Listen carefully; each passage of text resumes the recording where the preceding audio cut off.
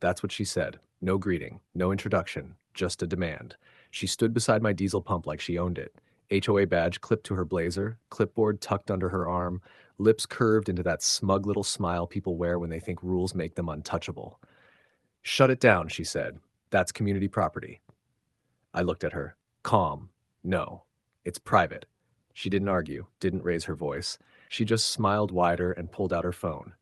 Yes, 911, she said sweetly. I'm being threatened by a hostile resident refusing to cooperate. That word, hostile, hit different. Heavy. Dangerous. Cars slowed.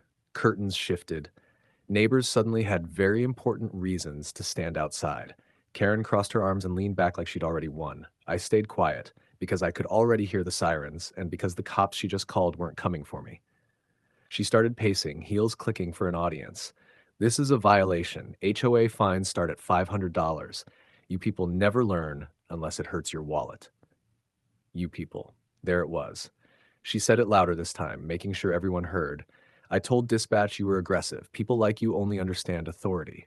She straightened her blazer, fixed her hair, ready for her victory moment. I finally spoke. Soft. Even. You probably shouldn't have said that. She laughed, actually laughed. Oh, you'll see. The first patrol car pulled in. Karen smiled like a prosecutor walking into court. What she didn't know was that this call had just locked her into a story she wouldn't be able to escape. And once the truth started talking, her entire life was about to get very expensive. Karen didn't wait for the officer to even shut his door. That's him, she said, pointing at me like I was already guilty. He's been aggressive, refusing to comply, misusing HOA property. Her voice was loud on purpose. This wasn't for the cop. This was for the crowd. The officer looked at me first. Calm. Neutral. Sir, can you tell me what's going on? Before I could answer, Karen cut in. He threatened me.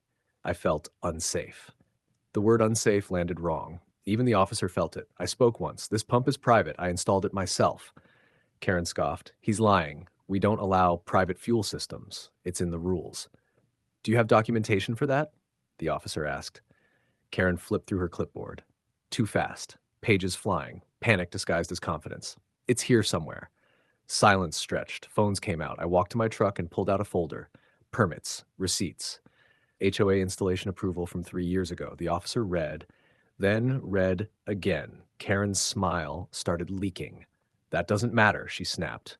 He still refused my authority. The officer looked up. Ma'am, authority doesn't work like that. Her face twitched. I'm the HOA president. And this, he said, tapping the papers, is not an HOA issue. That's when Karen tried to pivot. Fine, then it's harassment. He's intimidating the neighborhood. No one spoke. The silence burned her more than any argument.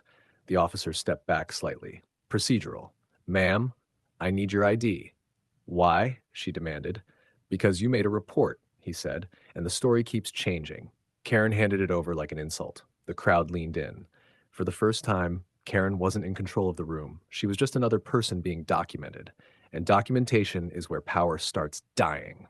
If this story is hitting different, hit like, subscribe, and tell us in the comments where you're watching from. The officer stepped a few feet away and spoke quietly into his radio. Not rushed, not dramatic, just slow enough for Karen to feel it. She laughed, nervous. This is ridiculous. You're really going to entertain this? The officer came back, posture different now. Straighter, sharper. Ma'am, he said, I need to clarify something. You reported a threat. Can you tell me exactly what he did that made you feel unsafe? Karen opened her mouth, closed it, tried again. He refused to cooperate. The officer nodded once. That's not a threat.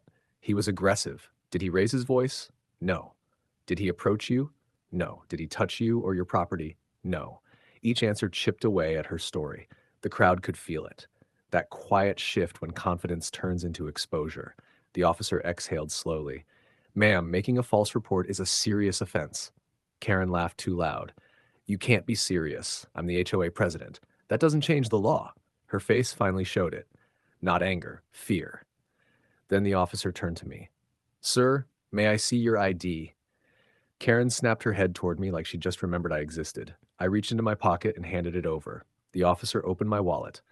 Stopped, looked again, closed it. For a second, no one spoke, not even Karen. The officer stepped back and raised his radio again. Dispatch, he said, suddenly formal. Can you confirm rank and assignment for? Karen's smile started to die. "Why are you calling him sir?" she asked, voice thin now. The radio crackled. The officer nodded once, then again. "Yes, sir," he said quietly. Karen took a step backward. "What's going on?" she whispered. The officer turned to her. "Ma'am, this individual is the police chief." The air dropped out of the scene. Phones froze mid-record. Karen finally looked at me properly and realized she hadn't just tried to bully a resident. She'd tried to weaponize the police against the person who runs them. Karen shook her head slowly, like denial might rewrite reality. "That's not possible," she said. "You're lying." The officer didn't argue. He shifted his stance toward me instead. Respect, subtle but unmistakable. "Sir," he asked, "how would you like to proceed?" That sentence alone destroyed her. "Not ma'am, not HOA president, just sir." I took a breath. "Document everything, exactly as it happened." Karen's voice cracked. "You can't do this. I was just enforcing rules." The officer looked at her, not unkindly, just professionally. "Ma'am, you filed a false report and misused emergency services." Her hands started shaking. "He intimidated me," she insisted. Everyone saw it. No one spoke. Not one neighbor defended her. The officer wrote steadily. Calm, precise. False reporting, abuse of emergency services. Each word felt like a nail. Karen whispered, "This isn't fair." I met her eyes. Neither was calling the police to win an argument. He tore the paper and handed her the citation.